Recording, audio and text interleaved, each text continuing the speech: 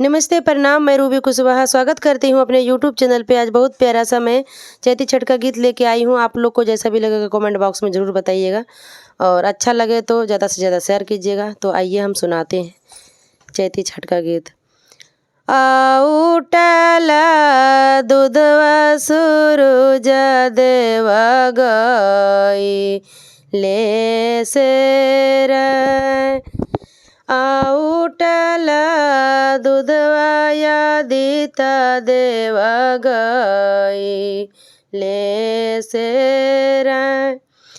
कहवा बिलमले सूरज देवा भइले एत देर कहवा बिलमल आदित्य देवा भइले एत देर।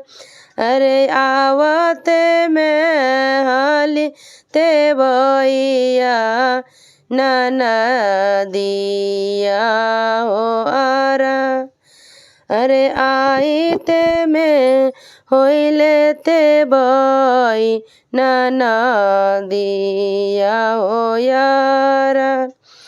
बांझ के ते बैया ते बई रहिया रोकले ठाड़। कोख खा पलटावत गे ते बई भइले एते देर। अंधारा के गेते ते बई रहिया रोकले खाड़। अन्हारा ते बैया ते बई रहिया रोकले खाड़। अखिया देवे में गेते बई भइले ते देर। अखिया देवे में गेते बई भइले एते देर।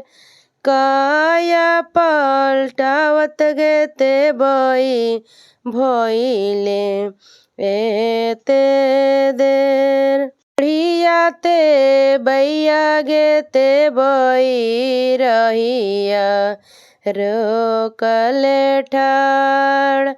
अखिया देवे में गेते बई भइले एते देर।